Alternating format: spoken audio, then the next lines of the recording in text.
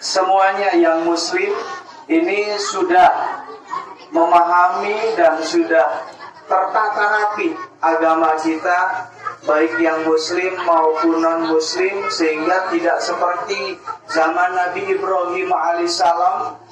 Zaman dulu mau mencari Tuhan saja susah. Kenapa susah? Masih mencari adanya zat Allah Subhanahu wa ta'ala. Kalau kata guru-guru agama dulu ya, Nabi Ibrahim untuk mencari Tuhan saja harus menyembah bintang dulu, menyembah rembulan dulu, menyembah apa lagi? Menyembah matahari dulu, ya. Baru menyembah Allah Subhanahu wa ta'ala. Meskipun itu perlu diluruskan ya, Nabi Ibrahim tidak sebodoh itu ya. Nabi Ibrahim bukan menyembah bintang sebetulnya, tapi Nabi Ibrahim pernah menjadi seorang bintang, pernah menjadi orang penting yang apa? Yang memberikan cahaya, sekerlip cahaya. Nah, pernah menjadi juara kelas lah. Ya kalau bintang kan juara kelas ya. Kemudian Nabi Ibrahim juga pernah menjadi rembulan yang bisa menyinari di malam hari. Ya, di kehidupannya berarti Nabi Ibrahim bukan orang sembarangan, tapi orang yang bisa menyinari alam, menyinari manusia di malam hari.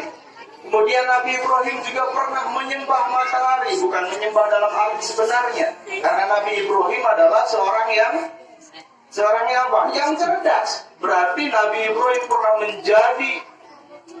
menyinari alam dunia, pernah menyinari alam semesta dengan kecerdasannya, dengan ilmunya, sampai dipertuhan ya oleh Nabi Ibrahim. Namun setelah menjadi bintang, menjadi rembulan, dan menjadi matahari, Nabi Ibrahim tidak menemukan Tuhan.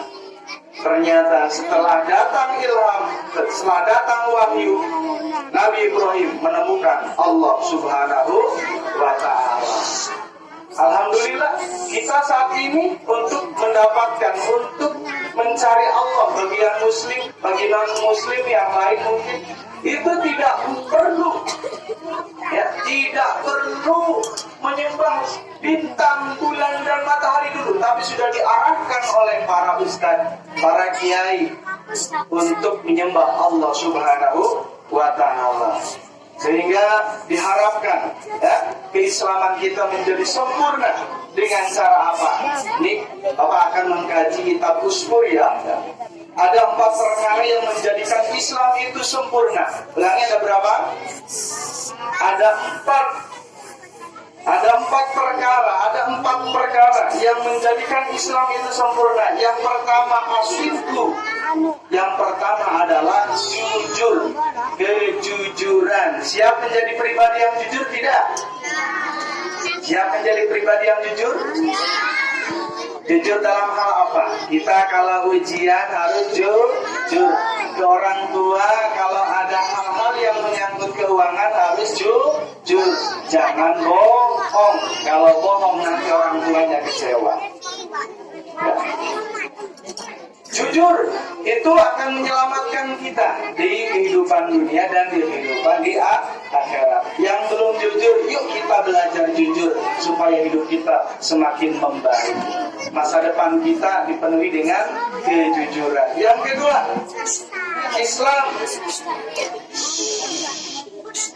menjadi sempurna dengan syukur. Syukur itu apa? Bersyukur ketika kita mendapat nikmat, maka kita harus mensyukuri nikmat. Dengan cara apa? Dengan cara kita taat kepada Allah Subhanahu wa ta'ala bagi yang muslim, dengan taat kepada Tuhan bagi yang non muslim ya.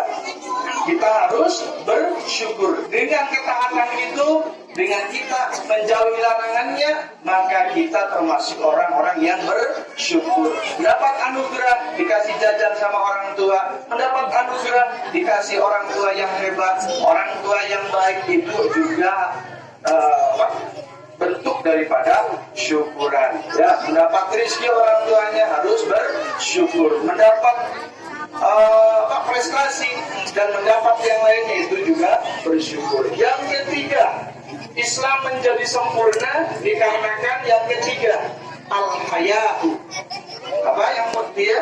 Al-haya'u, karena rasa malu. Kita perbanyak rasa malu. Malu barangkali kesehatan kita, rezeki kita kurang disyukuri. Ya, Nabi Daud saja, tahu Nabi Daud? Maaf, bukan Nabi Daud. Nabi Ayub. Nabi Ayub itu 18 tahun sakitnya, Neng ya. 18 tahun sakitnya, sehatnya 20 tahun. Ayo, banyak sakitnya apa banyak sehatnya? Banyak sehatnya, tapi lama sakitnya. Kita banyak sehatnya apa banyak sakitnya? Wah ya jauh ya. Kita mah sakitnya nggak apa-apa, nggak ada bandingannya ketika dibandingkan dengan Nabi Ayub alaihissalam.